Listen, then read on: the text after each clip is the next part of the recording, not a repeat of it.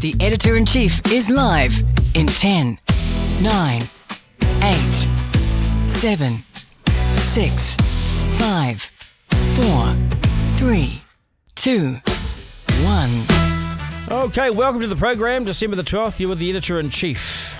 Duncan Garner, live. Good evening, everybody. Welcome. I'm Duncan Garner. Great to have your company. On the program today, or the program tonight, would you prefer to run into a gang member or a police officer late at night in a dark alley? The extraordinary claim from the Green MP that we've unearthed. I think you'll find this fascinating, so let me know what you think. And also tonight, the test that tells you what job you're good at and not what you like. How would that go for you? With unemployment going up, it's become a real contest to get a job. It's much, much harder now. Some claim there are 800 people going for one job at the moment. So why not consider something that you might be good at, and it just hasn't been something that you've thought of? You know, like farming. What about farming? That could be all right, wouldn't it? Wages are up. Farmers looking for workers. It might mess with your mind initially, but seriously, would you consider a career change in 2025? You might just have to. So let's go. Duncan Garner, live. Now, farming. Could you? Would you? How would you go, you reckon? Do you reckon you'd be okay? Wages are up. Jobs are there. Could you do it? Tom O'Neill from cv.co.nz has raised this issue with me, and I say, yeah, let's look at it. Tom, nice to have you on, mate. How's things? Really good, my dear friend. Great to be back. Hey, lots of people tell me that, lots of recruiters are telling me that, the times have really changed, that when there was, 10 people going for a job, there's now 100, but it may well be even more than that. Yeah, look, there was just a story came out a little while ago. There's something like 900 applications for one role. It's truly just getting crazy out there.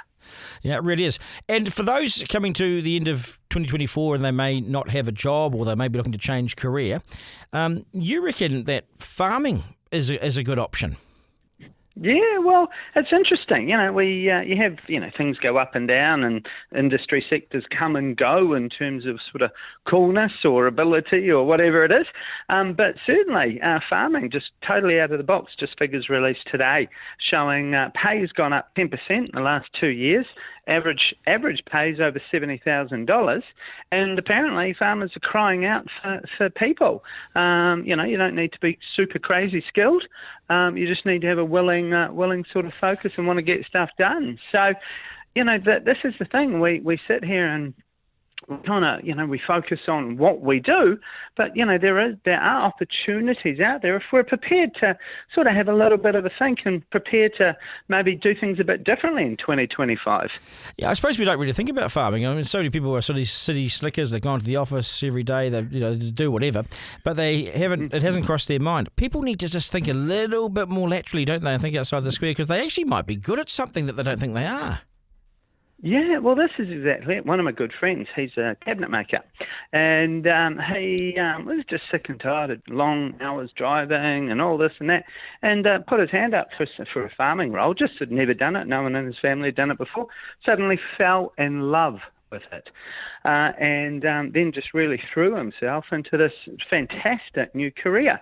In some respects, someone like that, very good with their hands, that's a physical role, and so they were naturally sort of predispossessed to be able to do something like that. But, if you're an accountant or something like that, the farming is not just, shuffling cows from A to B. There's a whole lot of that business side too, which would add tremendous value to a farm. Yeah. Yeah. I hadn't thought about it like that, but yes, wages are up and also payouts are looking good across dairy in the next 12 months as well. So the small towns could be slowly recovering. They might bounce back quickly because of, the payouts that look good long term. So there are jobs going out there. There are jobs. I mean, you work in the recruitment sector. There are jobs going in farming, right? Oh, look, 100%. Again, there's the whole industry has really just kept on trucking while building and many other sectors have, almost slowed to a stop. This whole industry has just, gone from strength to strength. How would people know if they're any good at it, though? How would you? I mean, you might like animals, and you might think, you're a dab hand, out on the farm every now and then. But if you're a city slicker and you've got your house in the city, how would you know if you're any good at it? How would you know if you even like it? I mean, is there a chance to do a trial or whatever? How do they do these things? Yeah. Well, there's Ag ITO, which does a whole lot of things around training and development in that space. So I'd certainly, if it's something that sort of reached, got your interest, I'd certainly just reach out to Ag ITO and just see if there's opportunities to, go and, just do a little bit of work on a farm, or, I live out by Waiuku, and of course around me are farmers left, right and centre, so just really, asking, hey, look, can I just do a bit of free labour around the place just for, a few days here and there, and just sort of see if it's something that, rings my bell. When you say the Ag ITO, what do you mean by the Ag ITO? That's the industry training organisation, is it? Yeah, industry training organisation. So that focuses on training people within that sector. And so just helping people, particularly new to the industry, get, the qualification standards and so on that they require. Could you work on the farm at the same time as get the qualification? I mean, do you need a qualification to work on a farm? Oh, no, absolutely not. No. I mean, you can kick off as a farmhand and away you go. But then over time, you just develop those skills and competencies and so on. Really, really start to build that brand. I know one of my clients, he came from overseas and threw himself into the farming game, and, no real experience at all. And suddenly, sort of 8 years later, he's got his own business doing farm consulting, and, he's a specialist farm manager and all these sort of things. I mean, it's a fantastic career if you're really able to be, resilient through that learning phase, and also happy to be outside when it's raining and or too hot. Yeah. Oh, that's the other thing too. If you have a house in the city, you may be able to sell that and buy something cheaper in the country, or you may be able to keep your house in the city and have some sort of cottage on the farm anyway. So in either way, you may be up in terms of financial matters and moving to a farm. Oh, look, 100%. Bear in mind that 71K doesn't, on top of that is chances are you get a house, or get a place to live. So, you're already starting to save money there as well, which is, of course, is a massive one. And that's the other thing with the farming, with the job. It's a lifestyle type thing too, isn't it? So you may not get set hours, but you may get free meat, you may get free milk, you may end up getting really subsidised accommodation. It's the packages you really need to look at in farming, isn't it? Because it's not just a simple thing. Yeah, 100%. That's exactly it. It's about making sure, you're looking across the whole board. You're looking at not just dollars. You're also thinking about lifestyle. You're out there and physically you're only going to get stronger, because you're out there doing physical stuff, and having a really, on the whole, I imagine, positive experience. I mean, there will be the odd electric fence you touch, or the odd cow that sort of gives you a shove, but hopefully, on the whole of it, it'd be pretty great. What's this? Is it an app or is it a website where you can test it? What you might be, you might like what you're doing, but you're not actually doing something that you're good at. What's this test that you can sit that shows what you're actually good at? Yeah, so the government years ago released a tool called Career Quest. So really encourage people to have a look at it. It's a tool that basically, when you go in, you just put in there the things you like. So it'll say, do you like to work with animals? Yes, no, whatever. Do you like to work with children? Do you like to work with statistics? Do you like to work with, calculus, well, all these sort of things. Yeah. And at the end, no. At the end, it spits out something like 100 different types of roles that fit your makeup. And so in that context, it's really, really great because it just really allows you to just have a really positive sort of take on what you could do based on what you're passionate about. A lot of assessments base the results on what you're good at. What this does, again, Career Quest, just search it online, it's free through government. It actually shows you roles that you'll be interested in as as someone who's just, all around your passions and who you are as a person. Yeah, I wonder about this, times with our kids, and I look at them at school and things like that, and I ask them, what are you guys keen in, what are you guys into, and you sort of don't get much response. And my son said, property, because he looked at the NBA rich list and everybody's rich got into property. So, but I just wonder, when should kids start to focus on what they sort of need to know in terms of what they want to do? What should they have an idea what they want to do, or do you just let them drift, or what is it? We tend to sort of put so much stress on kids in terms of just getting them, hey, you've got to have this right. I mean, some of the most interesting people I know in their 50s and still don't know what they want to do. I mean, that's just part of life. But the first thing I'd say to a young person is don't freak out. You don't need to get this perfect. You may do a career for 10 years and do something completely different. Average person has something like 3 to 4 different careers in their lifetime. Wow. And we tend to say to young people, look, this is it forever again. Don't cock this up.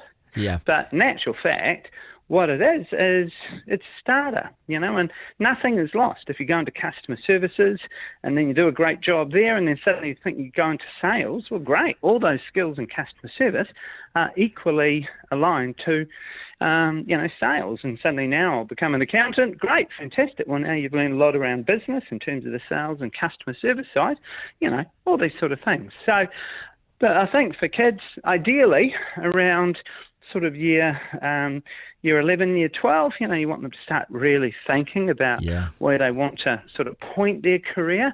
Years 11, year 12, year 13, either they're out getting a trade or, they're off thinking about uni or tech. But certainly, really get young people thinking around that sort of mid-late level of college. But again, not putting so much pressure on them that it just becomes overbearing, Yep. No, I hear you. Tom O'Neill from cv.co.nz. Always appreciate your time, mate. Go well. All the best. Thanks so much. Have a great rest of your day. Okay, you too. Cheers, mate. Duncan Garner, live. Right, you reckon you could be a farmer? Would you consider being a farmer? And how would you go? I think I would really enjoy it after a while. You know what I mean? I feel like first couple of days would feel real punishing. Could be slow. And it's been like I obviously work in broadcasting and radio, so I'm not unfamiliar with early mornings. Yes. Yeah. And but what do you reckon though? Like my mate's a dairy farmer, right? Yeah. He's 51, and so he's been doing it since he left school 17. He's done it around the farm. His dad died, so he's done it for 33 years. Yeah, wow. 5 a.m. 33 years. Like, come on, man. It's and like it's kind of thing, and you don't get weekends as a farmer. No, of course you don't. It's hard to move away from the farm when you want to go on holiday or whatever. Someone has to go. I mean, you imagine going to farm to milk the same bloody cows for 30 years. Yeah, I know. I mean, even when the cows change, they still look the same. Yeah, like it's definitely be a real taxing job. Also very physically demanding. Yeah. But I totally understand why so many people would love doing that. Isolation too. That would probably get you. But yeah. Yeah, I wonder. I used to think I wanted to be a farmer. Oh yeah. Used to think I wanted. All right. But it's too late, isn't it? Right, let's go. I'm cutting that idea. Okay, it's gone. It's the Slam Dunk. Now, I don't know how much scrutiny this has got, but this is off the National Party Facebook page. They posted this, but it's quite unbelievable and worrying, and it shows you where their thinking is at. Not Nationals, but I'll get to that shortly. Who would you trust more, a gang member or a New Zealand police officer? Just for a minute, consider that statement. Who would you trust? Who would you prefer to run into late one night in an isolated place, say a dark alley or a dodgy end of town on your own? Who would you really prefer to run into, a gang member or a police officer? Now, to show you where their thinking is at, quite incredibly, Kahurangi Carter from the Green Party said this during the recent debate on gangs and banning patches. Have a look at this. For many people in New Zealand, they would feel safer alone with a patch member than the police. Really? Did you really just hear that? I assure you, you did. I'll play this again just so you aren't confused.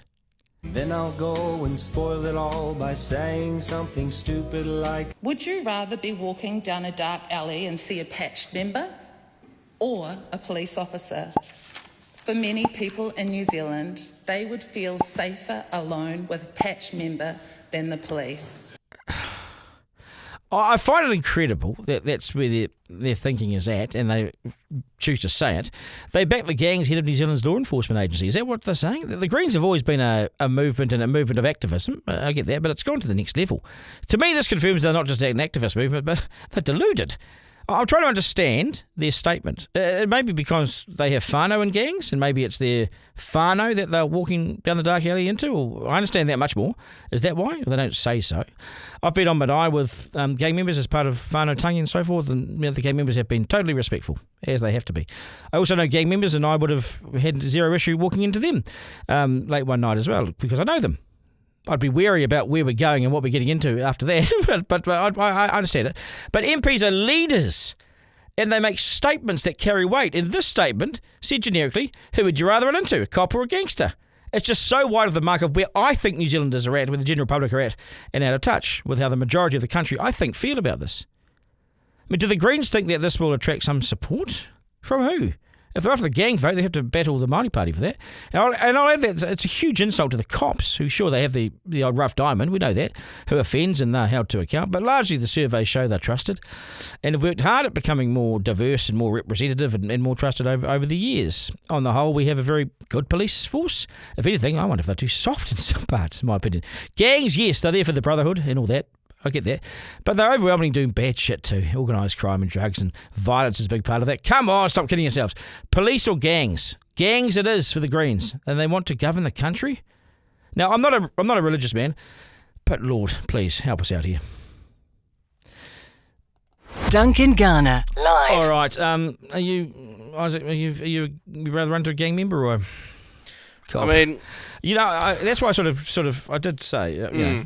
I can understand why some people would be on either side of the fence. For me personally, if I was, I'd been out Saturday night, it's 2 a.m. I'm walking around, I walk into a dark alley, and I personally would much rather run into a police officer than a gang. And you ask for a ride home. Yeah, exactly. Yeah. We're not been in trouble in the past, though. It may have been different. But anyway, no, I just think, you think about general society. Yes. How many of them would tick, yes, I would rather run into a gang member? Yeah. God.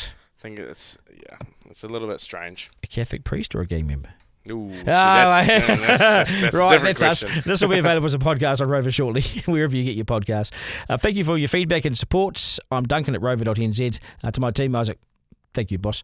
And we will do this again on Monday. Remember, life's no just rehearsal. No curtain raiser. This is it. We live in one of the best places on earth, so get out and enjoy it. Have a great rest of the day and a few days ahead. Take care. That was Duncan Garner, Editor-in-Chief Live. Missed something on the live stream? Text Duncan to 3598 to listen back on the podcast. Want to get in touch? Got something to say? Email Duncan at rover.nz. Call 0800 863 293.